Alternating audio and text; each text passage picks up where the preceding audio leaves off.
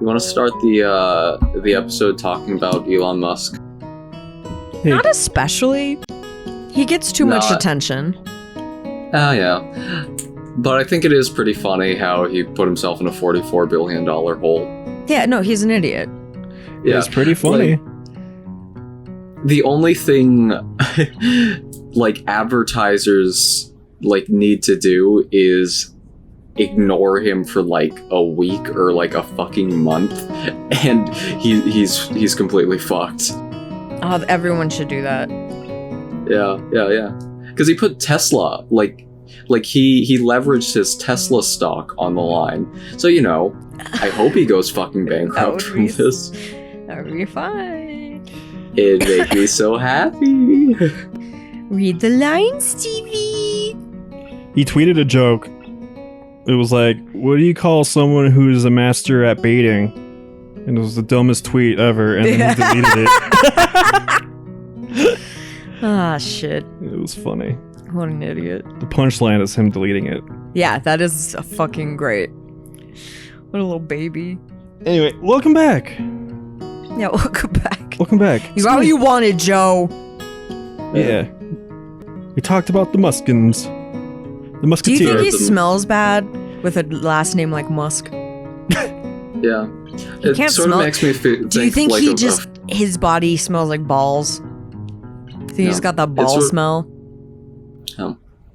I remember furries saying that, you know, if they like wanted to, they could like potentially make Musk a completely unsearchable term. The furries. Why? Oh. Yeah. Oh. Anyway. That's gross. I don't want to think about that. Yeah. I see. Yeah, I think I've had something like that happen to me. I'm referring to the incident that brought me to Yamaku. Neither of the two adults comments on that. I'd rather look at furry muskrat porn than Elon Musk's face, though. Just saying. I don't know if that's gross. It's just naked mole rats. Yeah. Yeah. It's not like they're actually fucking muskrats, Steven. They're furries, not bestialityists. Not yet. Steven! Put up a picture of a naked mole rat on the screen. Okay. Steven. What? You're being incredibly hateful to furries right now, and I need you to take it back. I'm sorry. Why do you think it's gross to be a furry? No, I don't. Are we having an intervention right now? We're doing it live. No, we're not. Why do you think furries are gross? I don't think they're gross. I just think sex is gross. Why did you say that's gross? I don't want to think about it. I just think that sex should be saved until marriage. Yeah. Exactly. I just think all furries are gonna go to hell if they don't save it until they get wedded. All right. It might as well. I say it might well be that everyone has a will at any rate. Surrendering oneself to art is a big decision, and a thorny path too. Quite thorny indeed. Quite horny. Tezuka has almost everything one needs, but whether she has the will to pull through, that's a different question. I should know that the best. I tried going down this path too, but turned away in the end. I don't understand what he's trying to say. Oh boy, oh boy, oh boy, oh boy, oh boy, oh boy, oh boy. Oh boy. What do you think you should say, Stevie? I'm not saying. Is that why you're so supportive of Rin? Why did you turn away from being an artist? I don't know. What do you think? Is it obvious? Is it? What? Is it? I don't know. What do you think? What do you think? I don't fucking know. That's what I'm asking you. Is that why you're being so supportive of Rin? Because you know it's hard? That's what she said. Say answers me instead of the art teacher. Maybe. Partly. Does it bother you? Well, no, I'm not saying it's a bad thing either. I just don't get it. Don't correct me, Joe. Like, Sorry. Atelier, it's an amazing place, but it's not been used in who knows how long. And now that ring came up. 17 years and 4 months ago is the last time Joe saw his family. I raised my eyes to meet, say, a calm, calculating stare, none like Rin's own, is fixed upon me. Naomi's unusual smile has died too. Because he's in our crawl space. 17 years and 4 months ago. That's how long 9/11. That's when 9/11 happened. No, 9/11 was like 20 years ago. I think it was 17. No, it was like 21 years ago, actually. What years? 2001, Joe. You think that they would really do that at like the turn of the century? It's Yes. kind of fucked up. They did that. It happened. It was supposed to be so cool. The 2000s. Yeah. And then they fucked Yeah, it. everything was really cool. Feels like the air George pressure in the... fucking Bush. Yeah, Bush. W stands for winker. I mean, like, George Bush, I don't know. Feels like the air pressure in the gallery has suddenly dropped, along with the temperature. I think George Bush, like, the fucking tax cuts that he gave the rich, and, or was that? No, Reagan was trickle down. Like, George H.W. Bush said, read my lips, and I can fucking do this. And then he had to because he lost the Persian Gulf War, and then... Why are we talking about this? I don't know. Just to get angry? Yeah, they're bad men. I don't want to. Yeah, we know they're bad men. Dick Cheney did 9/11. We all know. This is how long it's been since someone worked here. Oh. I guess that's a story to everything. Say crosses her arms with a quiet sigh and leans against the table. The old terrier belonged to my husband. He was an artist too. He lived up there. Well, we both lived up there for some time after we got married. We actually met through him as a matter of fuck. Oh. No, that's right. Why do you anyway, raise your eyebrow like that?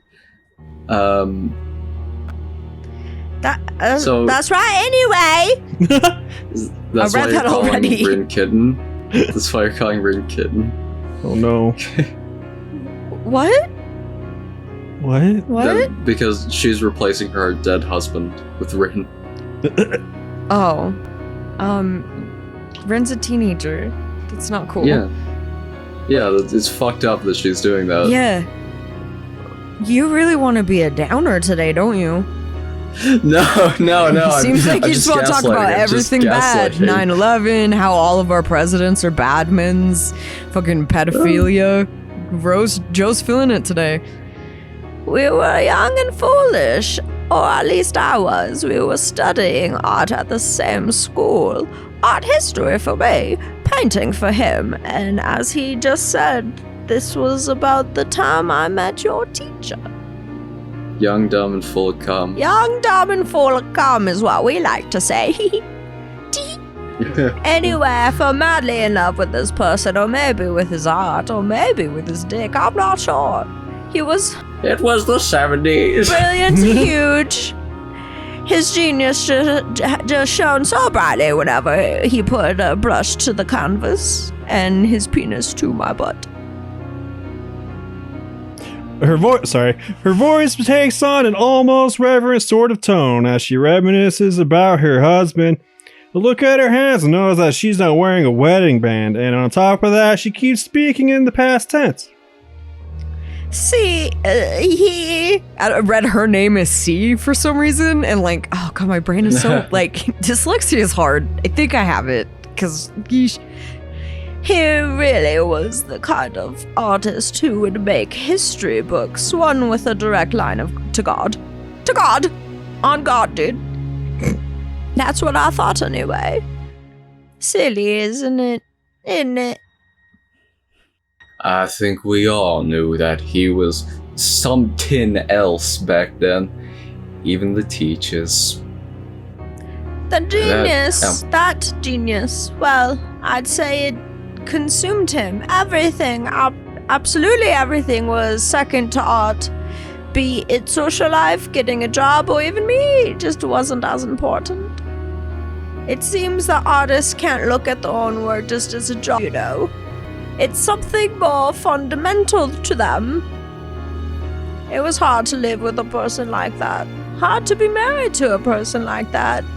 Why is my computer making it sound like a broken record? What? Yes. Oh. Maybe it's supposed Check to the be. track. Maybe it's supposed to be like that. Check, right click. Shadows of the Truth. Broken record edition. It was hard to live with a person. Oh, I said that. She takes a pause and looks to see if I understood, and I don't. I guess the point of the story hasn't emerged yet. That or I missed it. You've missed it. You fucking missed it. So how did you cope with it? The question probably the exact one she was waiting for. Draws a dry chuckle out of her. Cigarettes. Lots of weed and Adderall and cigarettes, my boy. However I could, sometimes it was hard. Sometimes I fooled myself into believing he would change. Coffee, got it, cigarettes.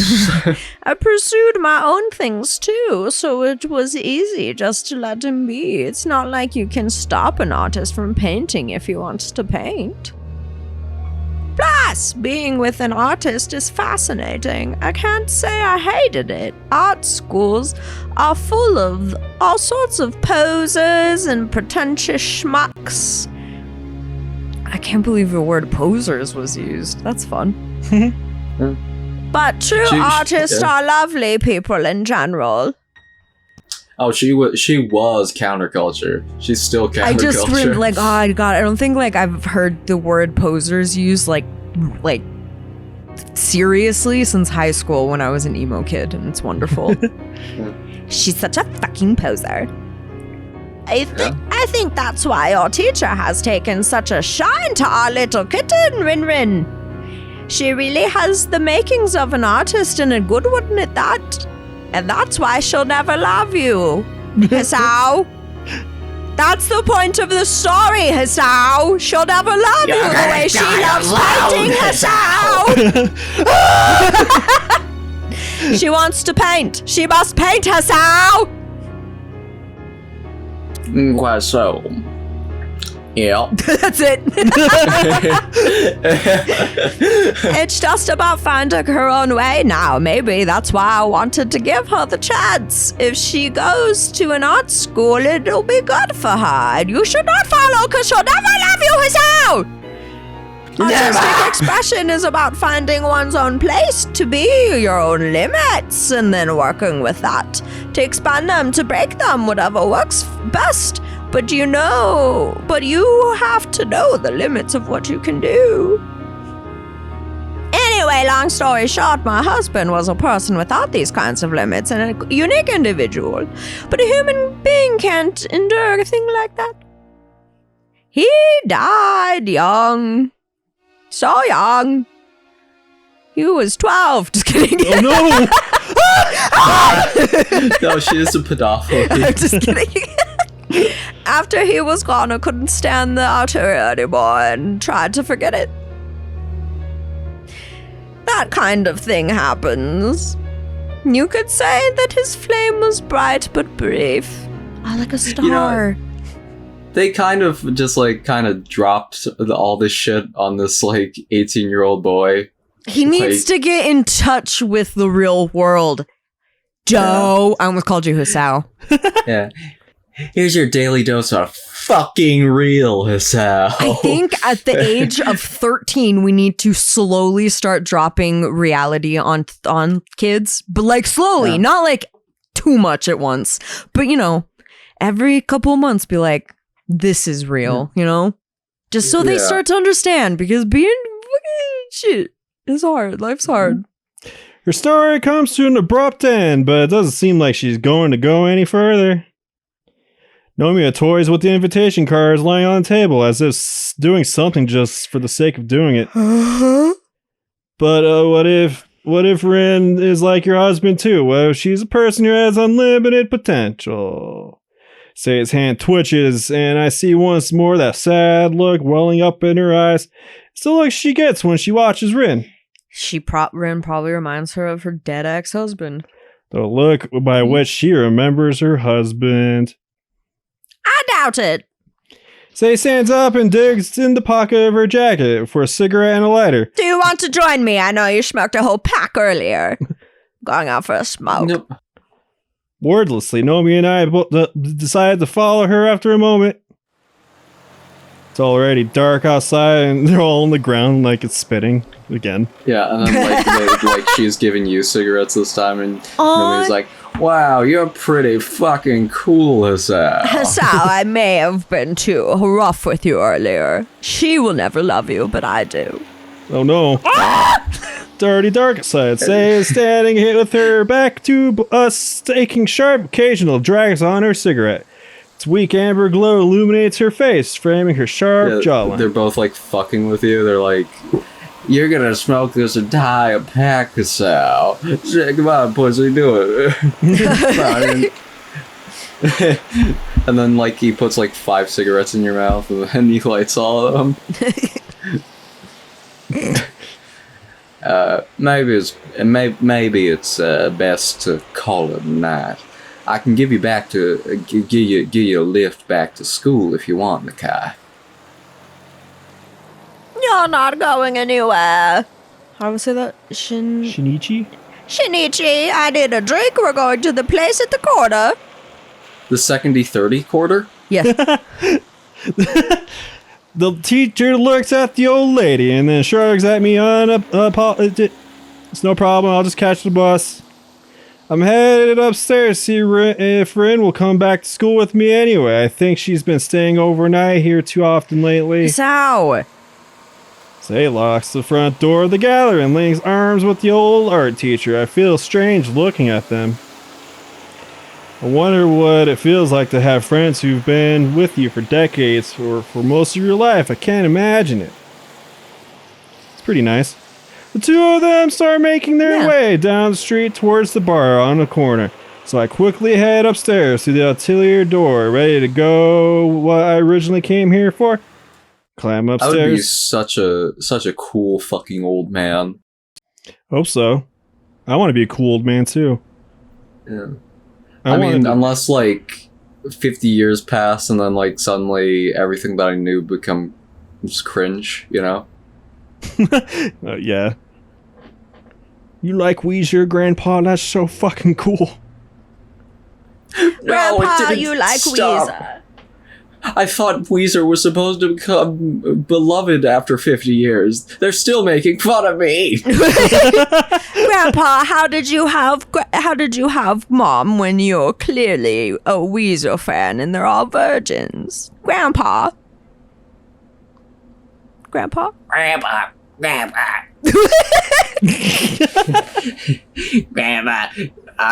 you're gonna die alone. No, I'm married. The room is dark because of the quickly falling night, but I can see Rin, or rather her silhouette, sitting on the floor. So she's got her inspiration back, like Say said, and moved from easel to painting on the floor. Before I managed 5 steps, I stopped, frozen in my tracks. frozen in my butt. The ironic realization that human cognitive ability is commendable echoes through my mind.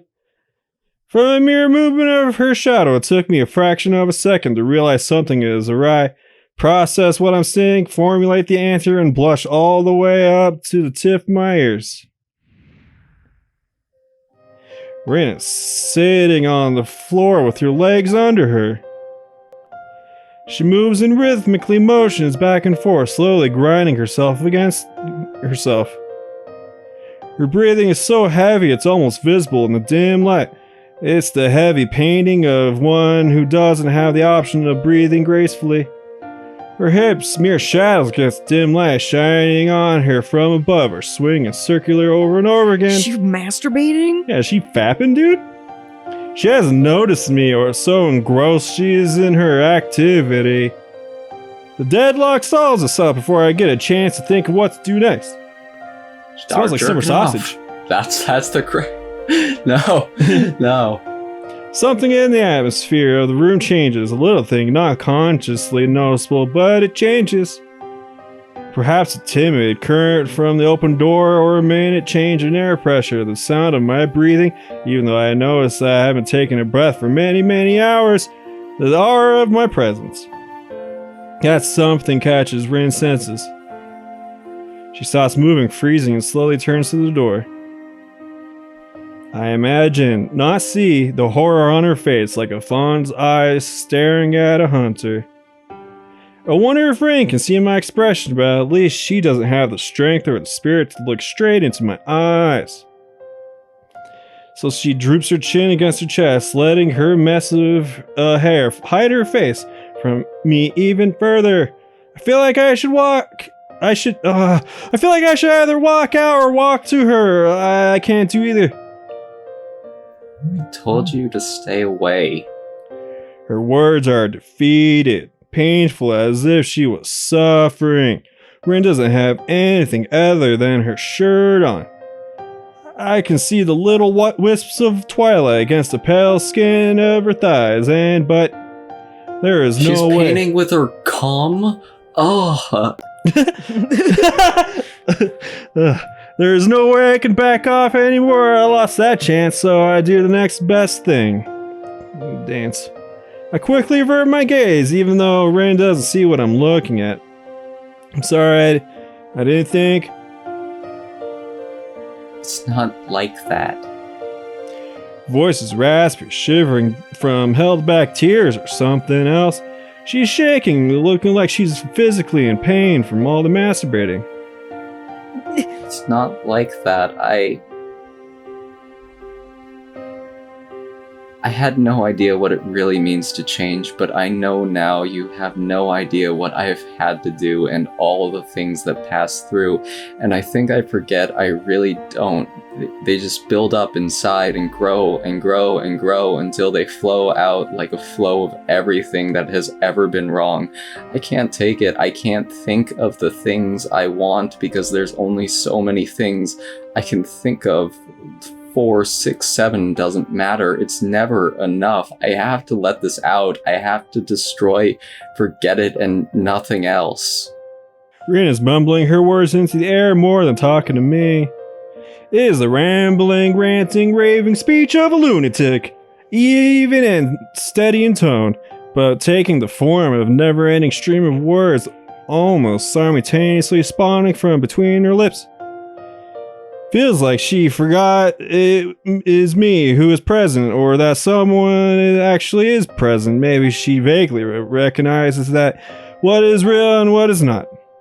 Maybe in her mind, I am a voice inside her head. I look down at Rin's sorry figure, cowering on the floor with only the white shirt of her usual attire on. It neither preserves her modesty that is gone nor her body warmth that she doesn't seem to care about. She looks more broken than I imagined a human person being capable of, and the hospital and school giving me some real perspective on that. I remember Go on. This is like I gotta say, this is like my one of the reasons why this is like my favorite route, because this scene fucking destroyed me. Holy shit. Oh no. I remember the hazy blue smoke and myself wondering what Rin would do for the sake of art.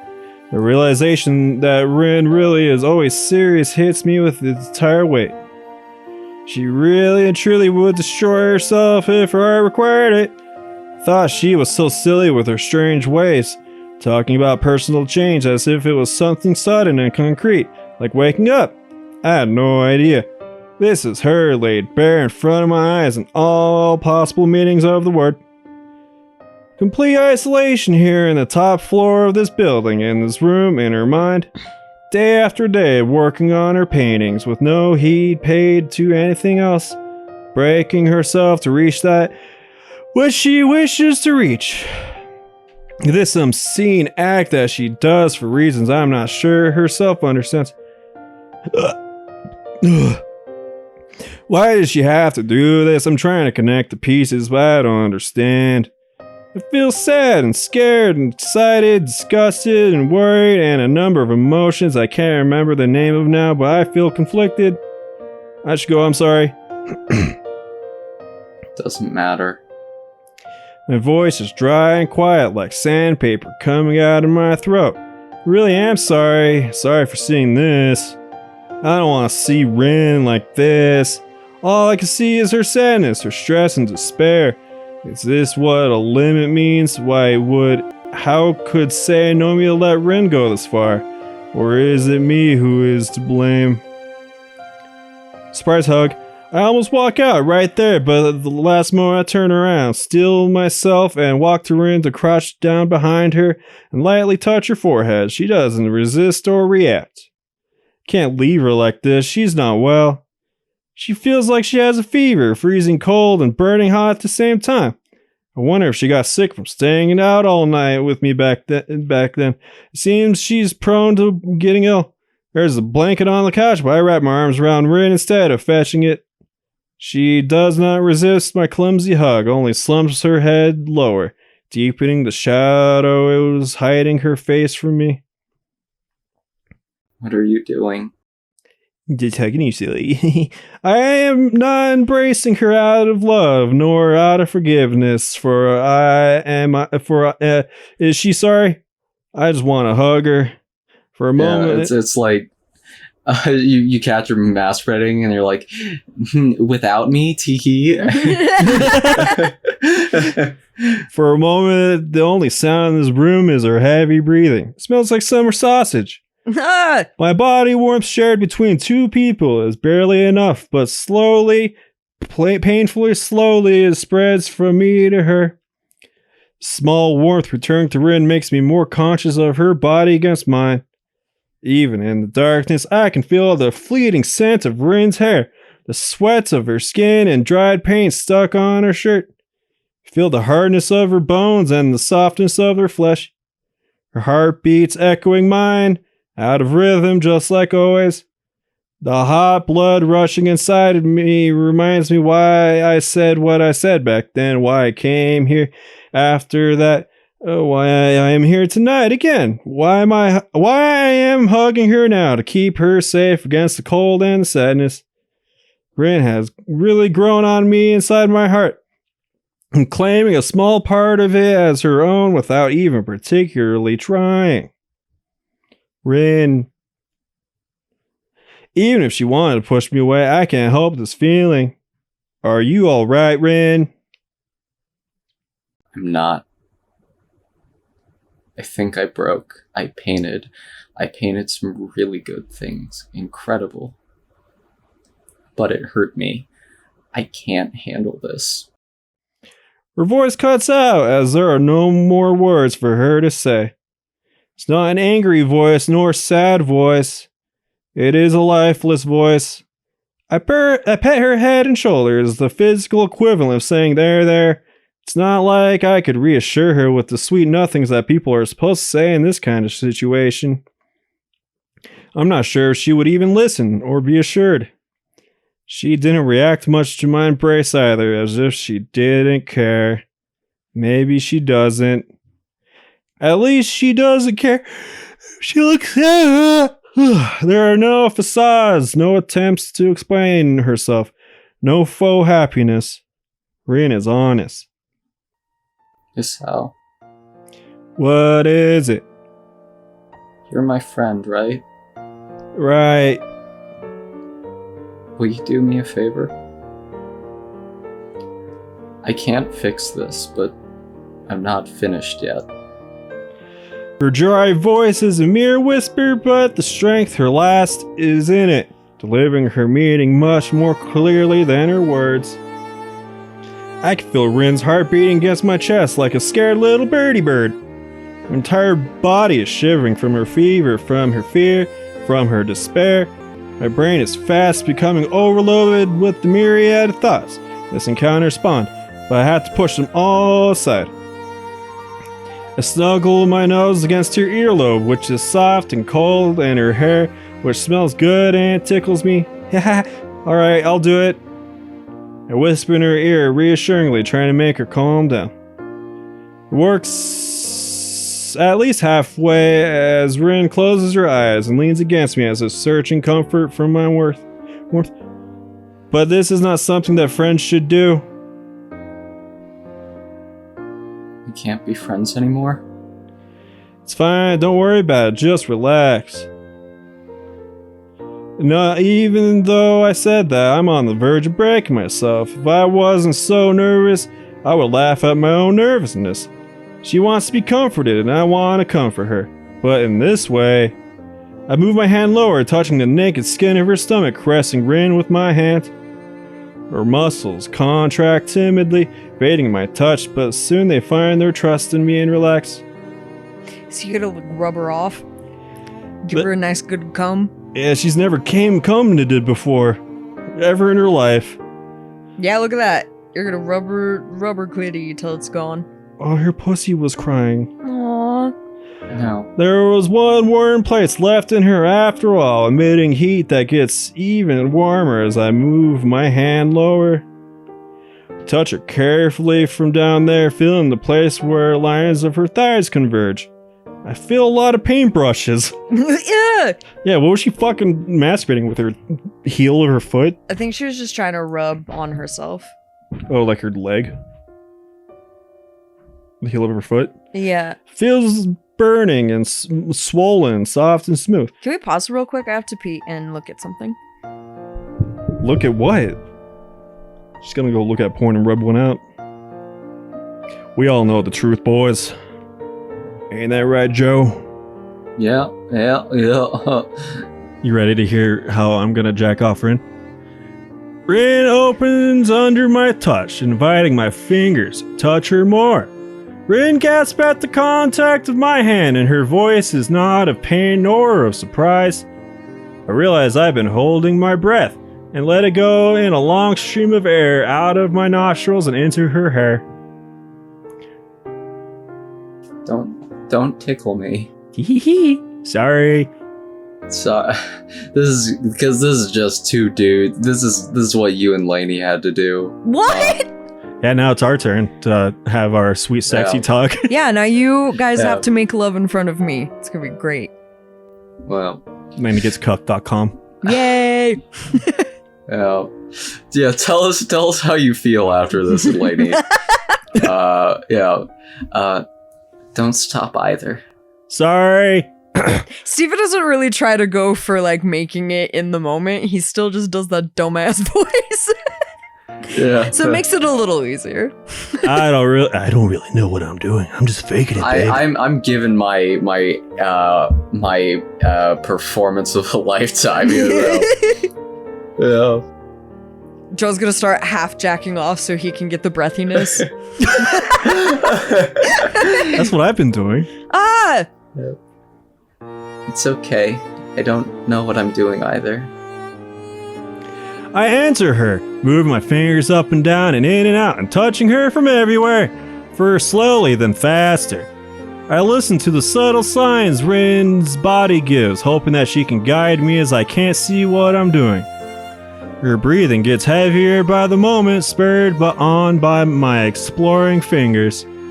Rin's hips start moving in the same rhythm as me, guiding me deeper. She turns head, looking at me from the corner of my eye. I wonder what she sees, but what I see in her almost scares me. The passion in her eyes is like nothing I have ever seen. Her dark eyes like two black stones against the moonlit skin of her cheek. I kiss her gently on the cheek, right above the bone. My lips are coarse and dry. Nice. Her right hand. She said no boobs, dude. Her right hand. Oh, my right hand. Yeah, she doesn't have hands. My right hand moves upwards of its own accord under the white cotton of her shirt to caress the underside of her soft titty. Sweat gleams on her skin, making it slippery under my hands. She breathes in sharp, quick intakes in unison with the pulses of her insides against my fingies. I can feel her heat burning through her shirt against my chest. I move faster, she moves faster, our primitive instincts blinding all reason as her fever becomes sweat, drenching her shirt and her skin. Her passion becomes my own, growing inside of me. All these feelings unravel into their basic components: her softness, her sweatness, her hotness, her sadness are all the only things that I think, the only things that I can't think. I push Rin over the edge. Oh god. Her entire body. You don't want to awkwardly make love with Steven in front of me? God damn it, Joe. I mean, oh shit. I'm gonna fucking pre. Her entire body contracts around my fingers in a blinding, deafening, paralyzing spasm. Her voice is incredible. I never thought it could be so violent, so absolute for a girl. For a girl? Later I would come to think that this finally was the moment when Rin fully let herself go and in one single instant destroyed and rebuilt herself. Just like she had wanted. She just came, dude.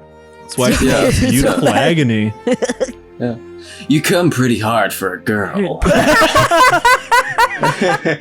Whether it's the truth or not, I couldn't say, but that's how I felt. Come pretty hard for a girl. I hope I did just as good as Emmy does. Because she does the favor too, right? Rin gasps for breath like she's drowning, returning to reality because she has no other choice.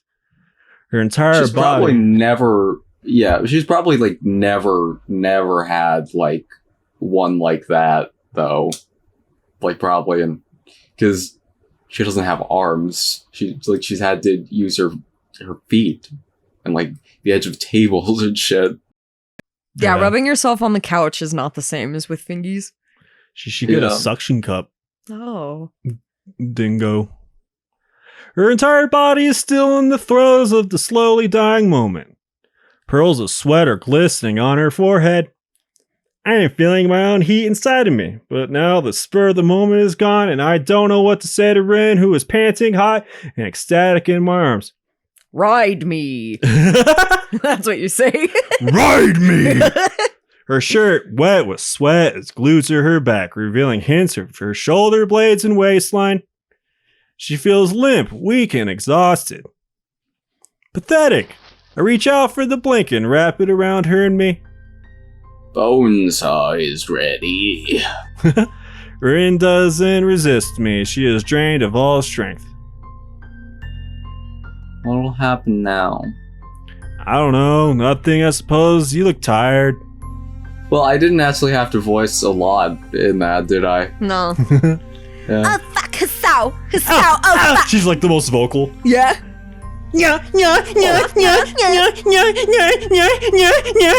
God. Oh yes. Oh yes. Oh yes. Squeeze. Squeeze. Yes, quite. Yes. That'll be Lily. Oh, Indeed. quite. Oh, God. I'm arriving. Oh, God, you gotta fuck Lily next, so, Joe's awkward again. Yeah. And then he has to do it in, like, a dumbass accent, too, which will make it even more fun. I am arriving. Yeah. Yeah.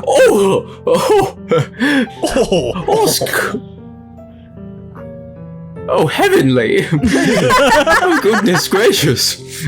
Oh, that's quite scrumptious. Oh, tea and biscuit. I am tired. It feels strange, like I lost something. I mean, something else than my marital purity. Don't say something like that. Neither of those things. I don't want to lose you. What does that mean? I'm not going anywhere. I'm afraid that you are all the time. In that moment, I felt that it was not only Rin who lost something of hers. I felt like I was losing a part of myself, or maybe all of me. But if you were to ask what was it that I lost, I couldn't say because I had already forgotten it. I broke another promise by coming out with my honest feelings to Rin. As 2 in one day. I hate the distance between you and me, so every time it gets a little bit closer, I become afraid of losing it. That's weird. I guess so, ha ha ha. Do you mind if I sleep a little? No, I guess you don't. You like watching, don't you? Oh, Sal's the cook. She closes her eyes and swallows with a loud gulp, trying to relax herself, fighting against the urge to paint. Yeah, I do. Hee hee hee. Rin moves her bodies in my arms, searching for a comfortable position in our very uncomfortable position. She leans against me, closing her eyes, and lets one last long breath out before settling into the steady rhythm of sleep. With her last moments of awareness, she whispers something to me, but I can't hear it. Rin drifts she I try to shift around the place, both of us more comfortably. Takes a while, because I don't want to wake up Rin, even though she probably wouldn't, but eventually I find a position I am somewhat comfortable with. So that broke you, Joe? The masturbation? Is that why it broke you? Because you just came so hard? I wish I could make another woman. It was the bit before that where she's like incredibly fucking sad. Oh. Yeah, she was a sad little lady. She was just trying to come, and she couldn't come, and everyone gets sad when they are horny and they can't come. Yeah. Everyone, Yeah. Joe. I get it. I lean against soft cushions, unless you're a man and then you come and you just feel like killing yourself. What? Then you just gotta stick something up your butt. I lean against the soft cushions of the couch and breathe in the cool air of the atelier. Rin's head rests against my chest as if she were listening to my heartbeats. Echoes of her dream ripple as small twitches on her face, like a cat sleeping in a mouse hunter's dream. I doubt my cats sleep about mice. I wonder what they dream about, though. Probably that squirrel. Anyway. Oh, I saw that squirrel yesterday. What squirrel? The squirrel usually comes around and fucks with the cats. Oh, the one that likes to tease the cats? Yeah, by knocking on the window. Yeah, and like flicking his tail at him. It's Yeah. pretty funny. He was here the other day. I thought he died. I'm glad he didn't die. Remember when you gave him clothes so he could try to stay warm? Yeah. And then he just walked away? Yeah. Yeah. Well, anyways, should it be next time? Yeah. Yeah, sure. Yeah. Yeah, Yeah, we jacked off a woman. We jacked off a girl, technically. We made She's a woman 18. come. We made a fine young lass cum her pants. She wasn't Well, she wearing wasn't pants. wearing pants. Oh, God. Yeah. Fucked up. Goodbye. Bye-bye. Bye-bye.